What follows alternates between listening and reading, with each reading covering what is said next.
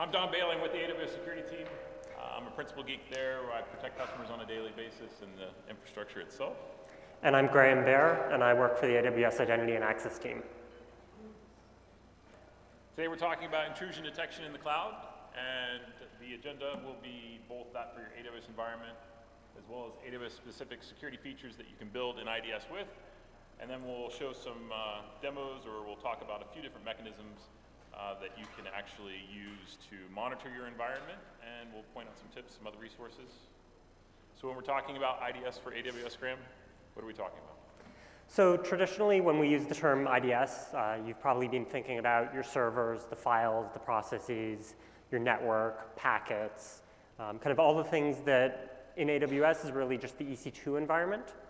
So as we talk about intrusion detection in the cloud, we're really going to focus today on the much broader AWS environment. As you can see here, the traditional environment has been the instances, the network connectivity, but we want to focus on your S3 objects, your DynamoDB tables, your RDS databases, all of the other services that make up your entire AWS account. That doesn't mean that you can't have a traditional intrusion detection system in AWS. If you're interested in having a pizza box that sits there and listens to packets, you can install one of those within your data center on the opposite end of your VPC endpoint and monitor the traffic that flows to there or out to your actual router and gateway for your infrastructure. Or if you'd like to have one of those soft appliances that sits within a VPC, either at your internet NAT gateway or on instance, you can deploy those. There's a number of solutions through the AWS marketplace. We're not focusing on those today. We're focusing on the broader aspect of AWS, the configuration environment, and in particular, monitoring for changes there and detecting things. So what are some prerequisites that we'd like our customers to know about and make sure that they're using before they start considering building an IDS in AWS? So we're going to make a few assumptions today. We're going to assume first that you're familiar with the Identity and Access Management Service, that you're using IAM users, IAM roles on your EC2 instances, that you're following the principle of least privilege, you're assigning policies via groups, and so on and so forth. Next, we're going to assume that, especially for your privileged users, but really for any user who's logging in interactively, that you're using multi-factor authentication on top of the username and password. And third, we're going to assume that you're familiar with the S3 bucket logging feature. So this is an existing feature that, it's basically your standard web server gets and puts, and the S3 bucket logging feature gives you that data today. And there's a few more things that we want to focus on specifically today and specific to IDS. Those are? So we're going to talk a whole bunch about IAM roles. Roles are a feature that we introduced about a year ago, and they are a named entity within your account. They include a set of permissions, so roles can take actions. And most importantly, they do not themselves have credentials. Instead, they specify a policy or they include a policy that specifies who can assume that role. Where this comes in really useful, we're going to talk about a security role. So this is a particular value for those of you who are managing multiple accounts. You can use it within a single account, but when you're managing multiple accounts, you probably have a single kind of centralized security monitoring location. And if you create a security role within each of the accounts that you're monitoring, that will give you access to information about all of those accounts. The piece that we really want to make sure that you're not doing here, please do not maintain a database of credentials for all of your accounts. This gives you a single centralized set of credentials that give you access to everything you need across all of your accounts. Now, last year we introduced the concept of the security role, and we made sure to provide you with one. We've actually made sure to bring it back again. So for those people that can write really fast, scribble that down. So actually, we'll talk more about how you actually get that policy in a few minutes. What we want to focus on just right now is the S3 component of that policy. So as you're probably well familiar, there's a lot of APIs across all of our services. What we see here are the S3 APIs that you would need to examine the state of your account, the configuration, the metadata. What is explicitly missing from this list is the ability to read objects. There's no get object on that list. So if you're using the security audit policy, you can inspect the state of the account, the configuration, but you can't actually retrieve any of the data.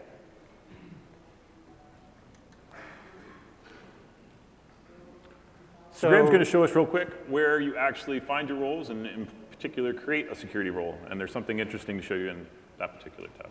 So last year you had to actually key in that policy. So I'm here in the Identity and Access Management console, just going to go through how you create a role. This is a role for cross-account access.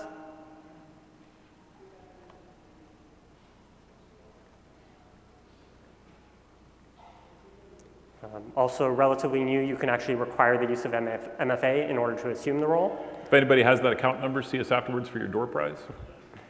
But the piece that we really want to highlight here, so instead of having to key in the policy, we've added the security audit template. And here's where you can see, and so on. These are the metadata components of all the various services rather than the actual data itself. Saves people a lot of writing. We're glad to give that to you.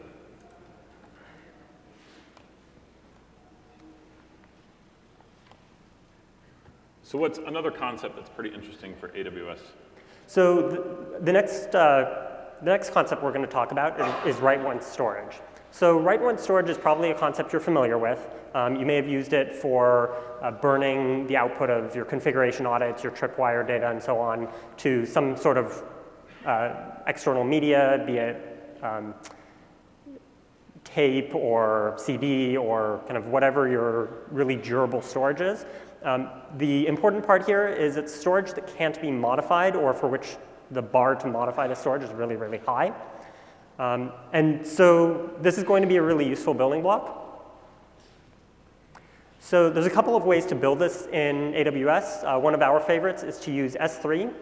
If you turn on bucket versioning, you turn on MFA delete, that would, in order to modify or delete objects that have been written to S3, you're going to need actually the root account MFA, which hopefully you've locked in a safe or made very difficult to access.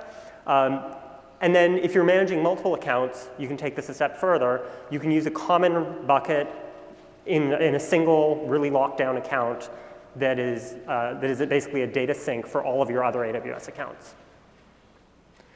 Creating such a role is pretty straightforward. This is an example of the bucket policy you might use to allow writes from your external accounts into this write-once bucket. And turning on versioning is just a quick click in the S3 console. And then last year we introduced something neat. So last year at reInvent, we launched CloudTrail. And so this is where AWS will aggregate and provide to you logs of all the API calls occurring within your account for the supported services. This gives you insight into what's going on in your account. Again, turning on CloudTrail is pretty straightforward. It's just a couple of clicks within the console. You tell us where you want your logs delivered, and you start getting files into your S3 bucket in just a few minutes. This is a good place to use that write-once storage, too. Absolutely. So the logs give you a whole bunch of data. It tells you who made the API call, when the call was made, what action was taken, and on what resources, and where the call was made from. If you're deeply familiar, especially with our federated offerings, you're probably aware that there's a whole variety of identity types, and the CloudTrail logs will contain all of that information. So if you're just using a straightforward IAM user, we'll tell you the username of that IAM user. If you're using any of our federated offerings, we'll give you the information about either the federated user or the assumed role, which will look just slightly different, but pretty much the same data. And we'll even kind of peel back the covers a bit. And so when we make AWS calls on your behalf, we'll give you insight into exactly what's going on there as well. So what are some security-relevant CloudTrail events that we'd really like people to pay attention to? So you get a whole bunch of data out of CloudTrail. As security geeks here, there's a few events a few types of events that we're just a little bit more interested in. So if we look at the first example, and this is also relatively new to CloudTrail, when a user logs into the console, we'll ship you an event. What can be interesting here is, let's say you have a user who's on vacation, or they're off at a conference in Las Vegas maybe, and you see a login event from somewhere in Europe or further abroad. That might be something that, that's a little unexpected and that you want to dive into a little bit more. Time of day, IP address, yep. Yeah, if users, 9 to 5 and they're logging in at 3 a.m., maybe that's something that they had to be doing, but maybe it's also just something you want to look into a bit further. Hard worker. So the next one, if you've got an IAM user, or for that matter, a role that's being used to run your services, typically, we test our services pretty well. Getting principle of least privilege working takes a lot of work, but eventually we get there. And when your application is running in production, typically it has exactly the permissions it needs, and it's pretty rare to see access denied errors from your programmatic users. And so if you start seeing access denied errors from the users that are used to run your services, that might be something you really want to look into. Could be an indicator of something a little bit more. And our favorite CloudTrail event. Our favorite CloudTrail event, if somebody turns off CloudTrail in my account, that's the first thing I want to know. So actually searching and alerting on CloudTrail events, there are a number of solutions for this. If you visit the AWS Marketplace or a number of the booths that are actually within our Expo Center, you'll find a number of partners that are providing solutions for searching both CloudTrail events and alerting on particular events. There are also software as a service offerings and there are open source offerings. One example within the AWS Marketplace happens to be Alert Logic and their log manager, which will actually alert and search and alert on particular events. Log entries is an interesting sort of software as a service offering where they will actually aggregate not just system logs, but also CloudTrail events, and they can correlate those and also create alerts based on those and send them to teams. And then if you're looking for an open source solution, Logstash actually has a CloudTrail plugin at these days too. And just one last note on CloudTrail. CloudTrail can already send you an SNS notification, but with the new AWS Lambda launch this morning, you can also use that to pivot off of every new log file and take actions right away. Great point. So, once we've got, so let's move along to kind of our next steps. When we start talking about unauthorized access within an AWS account, there are kind of 3 different ways that actions can happen. The first is just your standard signed requests. The second, resources can be configured to be accessible publicly without any particular signed request. And the third is cross-account access. So let's dive into those for a bit. So for both your root account and IAM users, there are a number of different types of credentials that can be associated with each of these. All of these have their uses, and it's totally OK for them to exist. You just need to make sure you understand exactly what is out there, because they're all potential areas. It's surface area within your account. I just want to highlight where we say login profile. Most people know that as username and password for interactive login. And if folks want to look and actually find out where credentials are and which credentials exist, where are they going to go check? Let's see here. So roles obviously don't have credentials, but if we look at the users within my account, down towards the bottom, you can see the access key. This particular user has both an access key and a password. The access key was created early this morning, and the password was also used early this morning, and this one also has an MFA device. Also relatively new this year, you can obtain a report of all of the credentials within your account. We're going to show you on the next slide. This account is a little bit boring, but here's an example of that report, and it'll show you all of the credentials within the account, when they were last rotated, and in some cases when they were last used. So the next type of access to your account is publicly accessible resources. These are not configured this way by default, but they're absolutely things that you can configure, and there are valid use cases for each. This can be done for S3 and SQS, as you can see up on the slides. And again, it's totally OK to configure these if you have a business case to do so. It's just something that you need to make sure that you understand and be able to audit for as you review your account. And so cross-account access is actually pretty similar to the public access. Instead of being wide open, it's an additional external AWS account. Again, as long as you either know who owns that account or kind of what it's used for, this is totally acceptable, as long as you have that business case to configure things this way. And if folks want to find out where they actually might have cross-account access provision to any of their resources, And so again, that will typically be in the roles tab. When you look at one of the roles, let's pick the trust relationships will show you which account has access to assume this role.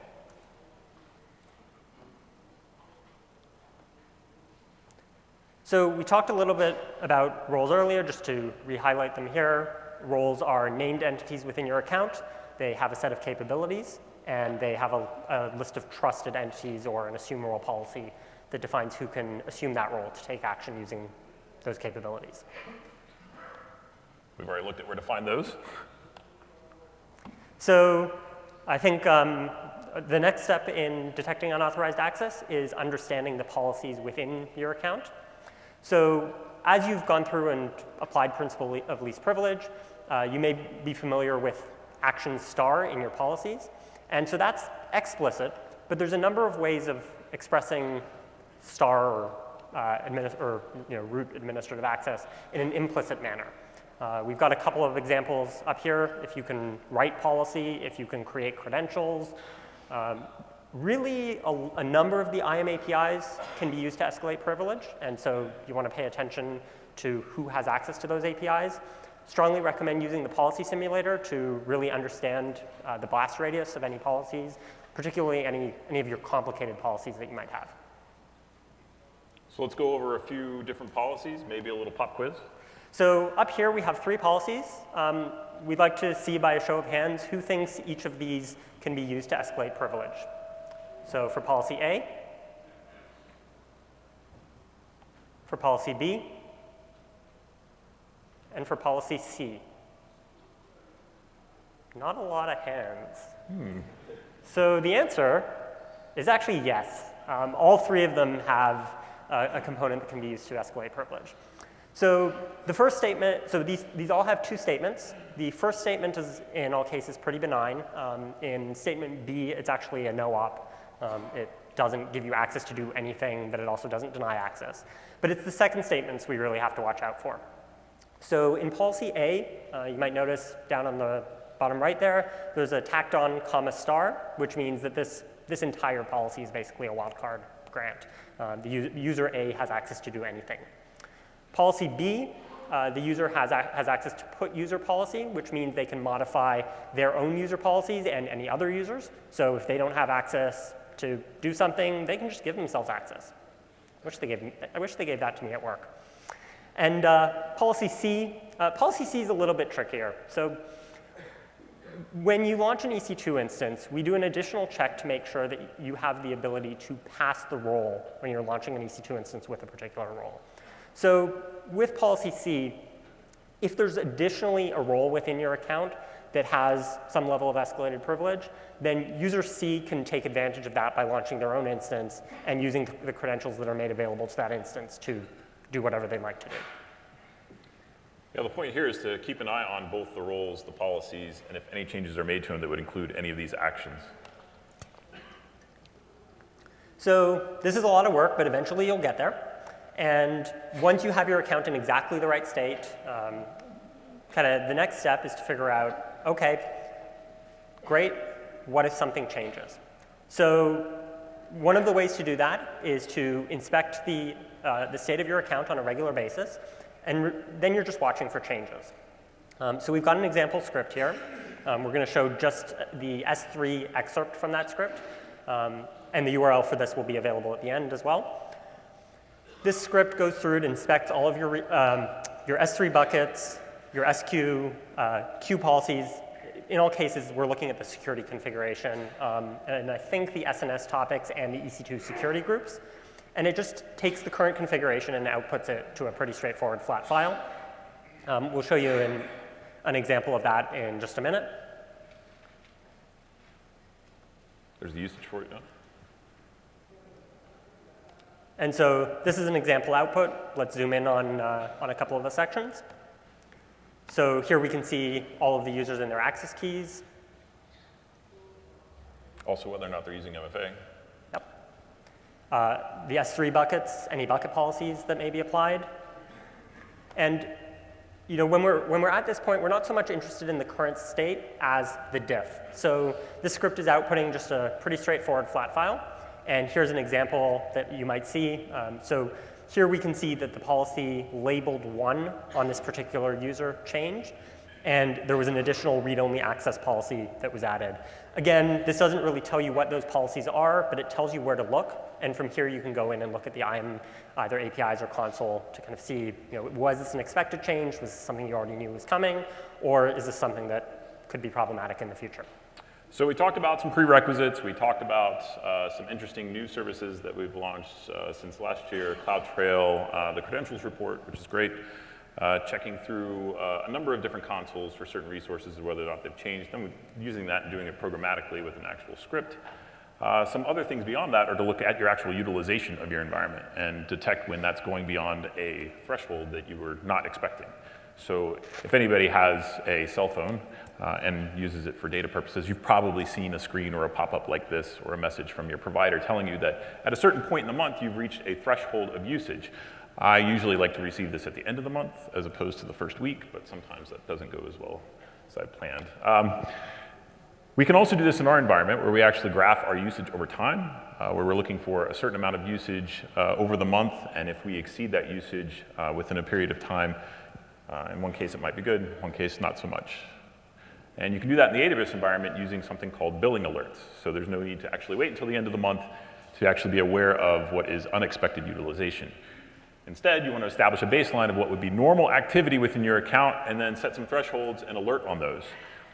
Investigate those alerts and determine whether or not you have something else going on that you weren't expecting. And we like to think that this is one of the simplest cloud intrusion detection system mechanisms that you actually have. It's actually free for a setup of 10 alarms and up to 1,000 notifications.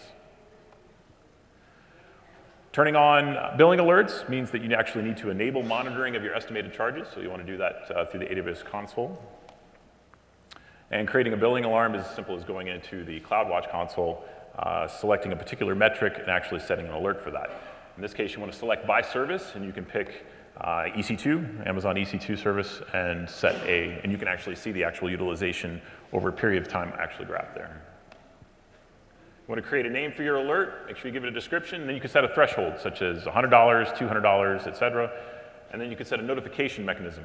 Actually put in an email, have it alert, tell you when you've actually reached that threshold. You'll want to enter in an email that you're actually going to pay attention to here. I know that a lot of other IDS systems are some things that you'd like to sort of ignore, but this is probably one you'll want to actually pay attention to. You can do this through the command line interface as well. So here's an example of actually setting a billing alert through the command line interface where we actually want to get an alert for EC2 charges exceeding $200.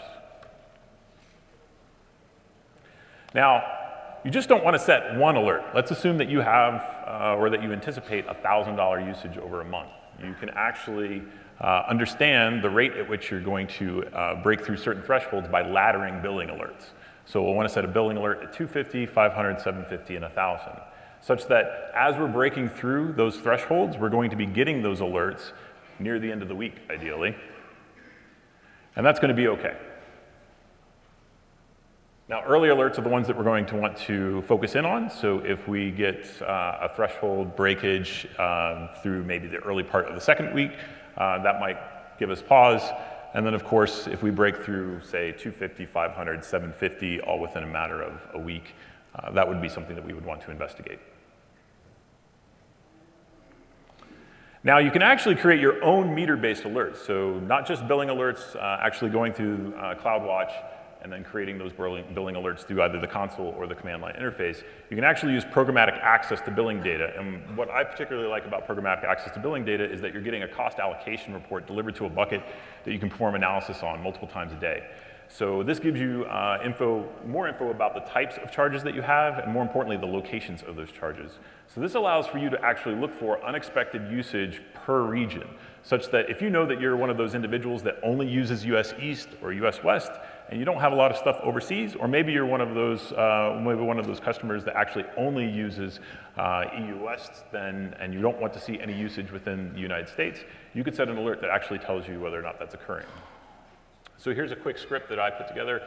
Anything that's greater than 0 usage in an unexpected region send me an email, make sure that I know that something's happening either in AP, EU, or South America, and I run this on my personal account, and I don't get any alerts for it, but it is working. I've tested it. And we actually will provide that script as a URL at the end of the presentation as well. Everything is not just up to you. There are some things that we're doing on your behalf, some things that we're keeping an eye out for and that we're checking. One good example of that is Trusted Advisor. So Trusted Advisor will inspect your AWS environment. It identifies and helps you close any number of different security gaps. It's also interesting that it will let you know what type of efficiencies you can achieve on the platform, in particular how you can spend less on our platform, which is an interesting sort of thing to offer to our customers. And the security checks are also great things to offer to our customers as well. So the security tab includes a number of different checks that include open security groups, whether or not your buckets are ACLed appropriately, whether or not you're using MFA, identity access management. You can actually get a nice little healthy report showing you green across the board, ideally. And in those places where it's yellow or red, you want to pay a little bit more attention to. Now, something new, if you didn't pay attention to this summer, there's a number of the security checks that we provide for free now.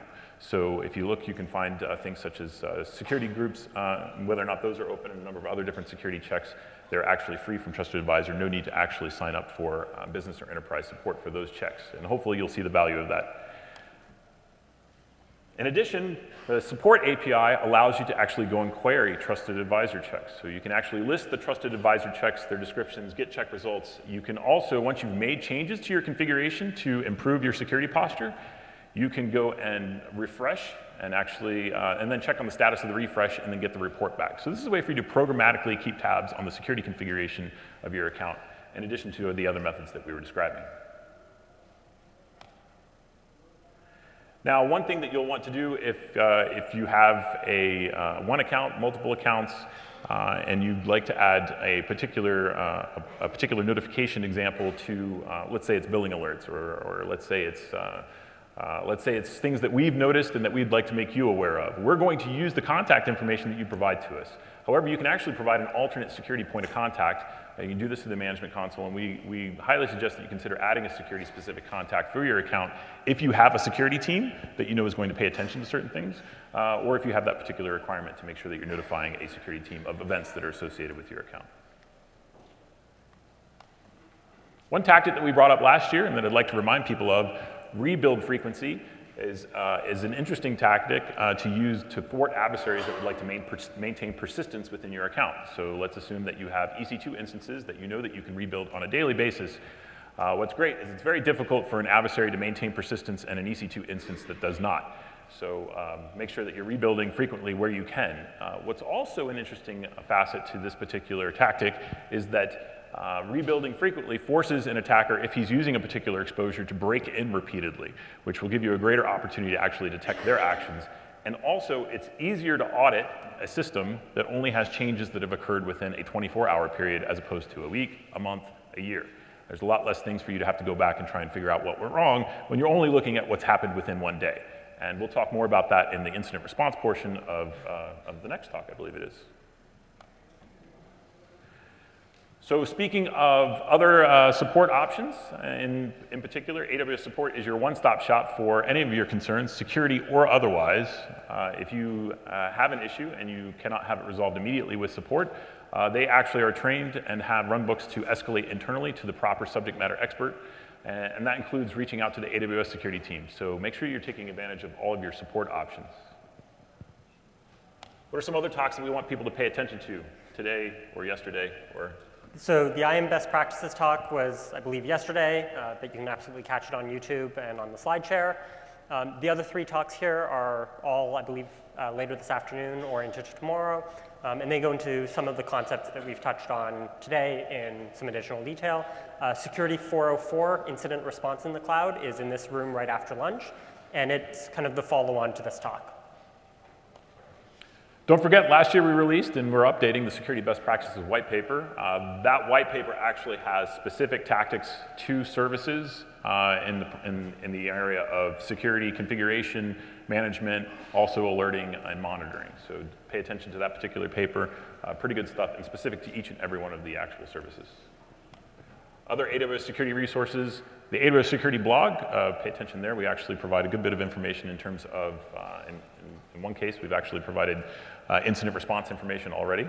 The AWS Security Center, paying attention to the security bulletins there. And then if you need to reach out to the AWS security team, we're an email away, aws-security@amazon.com. At the beginning of the talk, we brought up a few prerequisites that we said we'd assumed that you were very familiar with. If not, here's some documentation links on how to get started with those or how to get familiar with them. It's not a classic intrusion detection system mechanism, but again, billing alerts and billing data, those are things that you'd like to pay attention to. We've also got those URLs there. Again, consider using programmatic access to billing data to create your own meter-based alerts. So what do we want to make sure that everybody takes away today? So if you came in here thinking about traditional intrusion detection, your network, your servers, we're hoping that you're going to go back and look at your entire AWS account, all of the resources, all of the services that you're using. We provide a wide variety of mechanisms of security controls in each of our services that we're really hoping you'll take advantage of. We've provided some resources here today. They're really just intended as starting points. They cover some of the services. There's a lot more out there. Please do feel free to tinker with them. Let us know what works for you, what doesn't, what we should, or if you're able to add stuff to those scripts, please do let us know. Don't forget to check out the expo floor and visit a lot of AWS partners who are providing solutions in the traditional intrusion detection space, as well as starting to look at how to integrate a number of our newest features, such as CloudTrail, into their products. They'll provide you a much more holistic intrusion detection mechanism for an AWS environment. The sets of code that we showed you snippets of, the full scripts are available in S3 online. And thanks a lot for showing up for this talk. It's really cool to see as many people in the audience that are as passionate about security as we are. So keep showing up to the security talks. That's pretty groovy. And give us feedback. Thanks.